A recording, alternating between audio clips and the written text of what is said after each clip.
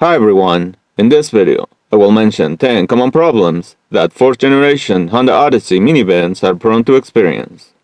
Number 1. The piston rings in some of the engines of 2011 to 2013 models tend to experience abnormal wear, causing the engine to burn oil, and as the spark plugs become saturated with engine oil, the engine develops rough idle and hesitation under acceleration due to cylinder misfires. Removing the defective piston rings, replacing the defective piston rings with a new set of better quality, and replacing the oil-foul spark plugs with new ones solves the problem. Number 2. Some automatic transmissions in these minivans are prone to make clunking noises, vibrate, and develop rough shifting conditions when the transmission fluid loses its viscosity.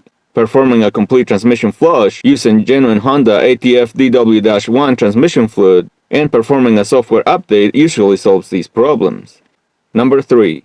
The front brake rotors in some of these minivans tend to warp, causing vibration when braking. Replacing the damaged brake rotors with cross-drill and slotted replacements similar to the set shown on the screen solves the problem. Number 4. The exterior paint in some of these minivans tends to peel off, especially on the roof area. Number 5. The front wheel bearings in some of these minivans are prone to become noisy at low mileage and need to be replaced. Number 6. The front and rear engine mounts in some of these minivans tend to experience premature failure, causing engine vibration and thumping sounds when taken off from a complete stop. Replacing the damaged engine mounts with new ones solves the problem. Number 7. The CB boots are prone to rip over time, causing dirt and water to enter and damage the CB joint, and the damaged CB joint causes thickened sounds when turning while accelerating.